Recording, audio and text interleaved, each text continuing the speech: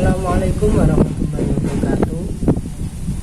Kami dari kelompok 1 akan menjelaskan mengenai Piagam Madinah dan paham konstitusionalisme. Untuk sebelumnya saya akan memperkenalkan diri terlebih dahulu. Saya Muhammad Wizrafi dari kelompok 1, kemudian ada teman saya, kemudian teman saya yang satunya lagi.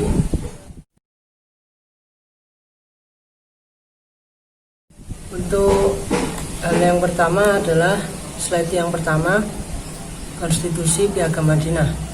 Piagam Madinah merupakan suatu nama atau nomenklatur yang diberikan kepada sebuah perjanjian yang dibuat oleh Rasulullah SAW yang telah disepakati antara Rasul tinggi kaum Yahudi yang pada saat itu menempati kota Yasrib. Kemudian di slide selanjutnya, perjanjian tersebut diantaranya mengatur bagaimana seharusnya sebuah komunitas atau kaum yang satu dalam suatu wadah yang bernama Yasrib atau kota Yasrib dapat menyikapi berbagai perbedaan yang mereka miliki. Kemudian bersinergi secara harmonis dan konstruktif menjaga negaranya. Dalam hal ini adalah kota Yasrib atau negeri Yasrib. Di antara perbedaan yang sangat kental adalah dalam hal akidah dan keyakinan yang tentu saja berbeda kaum muslimin dengan kaum Yahudi pada saat itu. Kemudian Piagam Madinah sendiri dapat dikatakan sebagai awal atau bentuk real dari undang-undang tertulis pertama di dunia. Karena kita juga tahu Islam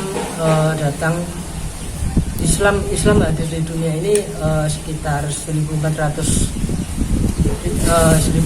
tahun yang lalu. Dapat dikatakan juga tadi bahwasannya Piagam Madinah adalah konstitusi pertama di dunia yang dibentuk oleh Rasulullah dan para petinggi kaum Yahudi pada saat itu.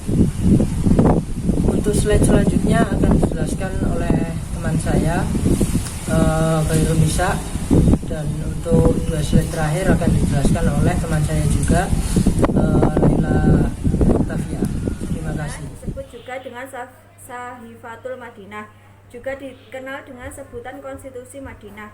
Ialah sebuah dokumen yang disusun oleh Nabi Muhammad SAW yang merupakan suatu perjanjian formal antara dirinya dengan semua suku-suku dan kaum-kaum penting di Yathrib.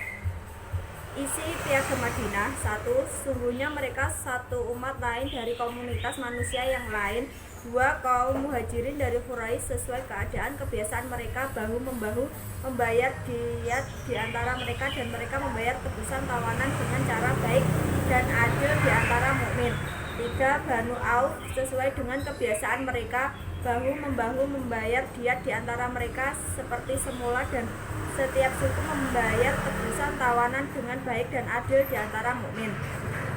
Berdirinya negara kota Madinah. Terbentuknya negara kota Madinah dapat dijelaskan dengan teori perjanjian sosial yang diajukan oleh Thomas dalam bukunya Levian John Locke dan Jean-Jacques Rousseau dalam The Social Contract of Participles of Political Rights. Tahapan pun berkembang menuju kesadaran manusia untuk mencari solusi agar dapat hidup bersama.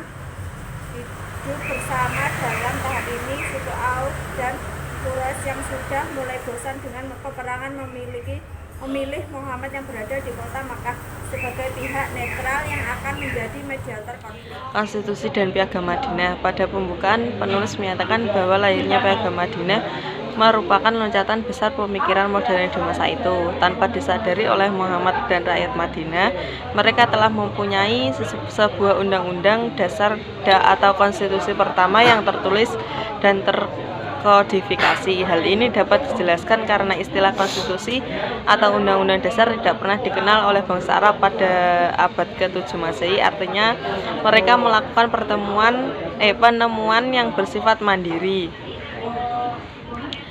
Konstitusi pertama ditulis di dunia. Konstitusi yang pertama kali dibuat kemungkinan adalah konstitusi di negara-negara kota Yunani sekitar abad ke-4 sampai ke-3 sebelum Masehi ketika mereka mulai mengembangkan dan mempraktikkan demokrasi.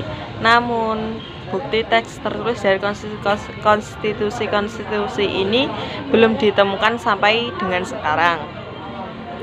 Naskah yang ada hanyalah laporan atau penceritaan tentang keberadaan konstitusi tersebut.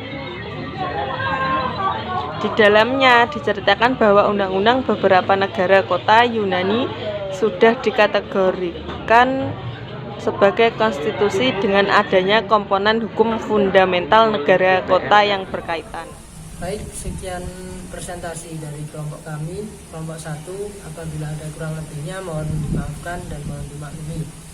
Untuk pertanyaan silakan ditanyakan di kolom komentar ataupun bisa lewat grup kelas ya. Terima kasih. Assalamualaikum warahmatullahi wabarakatuh.